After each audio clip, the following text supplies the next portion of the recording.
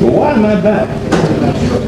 I'm not here to just seek accreditation for a school system again. We know how to do that. I've had people all over this community ask me, well, what's the plan? What's the plan? Well, I've been doing this 8 weeks. 8 weeks. The state sets out a plan. It's called 781. It's a state law. And it says there's certain things that we're supposed to do. And if we do all of those things and do them well, we'll have a school system within 2 years that is accredited. Accredited school system for St. Louis will not create what these kids must have.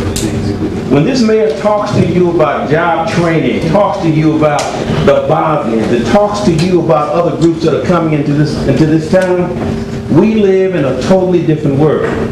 We cannot minimally again train our children. And I don't mind saying our children. We cannot minimally train them anymore. We must prepare them for the true 21st century. We must create opportunities for them to learn. We must not get hung up on people talking about we need to get an accredited school system. We need a school system that works. One that works for these children. We have a system that's broken. I am not there to minimally seek accreditation. I'm there to push the envelope. I will guarantee you that this board and yours truly will do everything that we can do to create a world-class urban school center. We cannot create a world-class school system until we figure out how to work with, and y'all got to hear this, low-income parents who have no investment, have no place they believe in the school system. You cannot educate a child divorced from his family and that community. If there's one thing educators today are beginning to understand is you cannot do it. You have to engage those parents. PTAs don't work. But we can talk about all the things they ought to have. Or we can just stop and say what is happening. They don't work. I don't know that you can get people who are so stressed about making a living and making the food stamps last to the end of the month and how they're going to pay the rent this month. I don't know that every month you're going to have them sitting in a school board meeting talking about things that you eat kid crumpets around. It ain't going to happen. We got to figure out different ways to bring these people into the schools. And you know why? Well, they may not know how to help a kid with his homework. Have you seen the homework? I can't help it. I can help my kid with the homework. They're talking about algebra in the 5th grade. I was smart. I didn't get it until I was in high school. So it's not a matter of that. It's a matter of learning how to say that a boy, that a girl.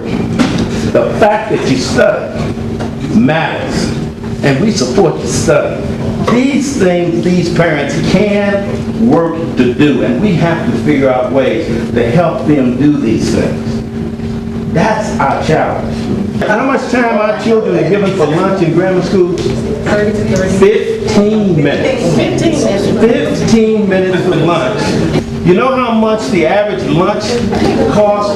You know, we got 81% of our kids that get reduced or free lunch. You know how much is allocated for that? 91 cents per meal. We can't talk about a good school system that services these kids and these kids are not well fed. Who taught us that? The Black Panthers. Now, a lot of people are scared to say that in public. I ain't. I was a part of that. That's who taught us with breakfast. If these kids don't eat a good breakfast, they don't function. So the whole notion of this lunch program came out of that breakfast program. People don't want to attribute things where they ought to be. But they're the ones that said, not because they were provincial or they were accepted, said we don't care what folks think. Our children need to eat. They need to be properly, they need to have proper nutrition. A young black woman in my office just 2 days ago talking about nutrition. So when these kids go to school and they've had nothing but sugar, the ability for them to have their attention spans, all of that is water. Dr. Barstow, I am aware of PCRM However, I am of the impression that there are serious problems with the food offering St. Louis Public Schools provides. I am aware of the structural financial problems the St. Louis Public Schools faces on a reimbursement basis. This is why at the first meeting of the SAB at 801 North 11 that I asked why the food service program could not be brought back in-house, and was told by your Director of Operations that the cost to do such was too much. I did not pursue discussions with your director at that time. However, I have discussed with you the need to have this issue researched using a business model that would speak to, now I'm going to say that, I'm going to sound like I know what I'm talking about, but I tell you, I wrote this myself, but I do know something about these things. That would speak to aggregated costs, debt service arrangements to address capital expenditures, discrimination allowances available by law for benefits, and projections for revenue versus expense. What I have seen to date has been justifications to continue outsourcing these services because of, quote, budget limitations. That appear valid only when one's frame of reference is program accounting. I will make a request. I will make a request on Thursday, that's this coming Thursday, to have a study done to determine the feasibility of contracting out versus bringing these services back in-house.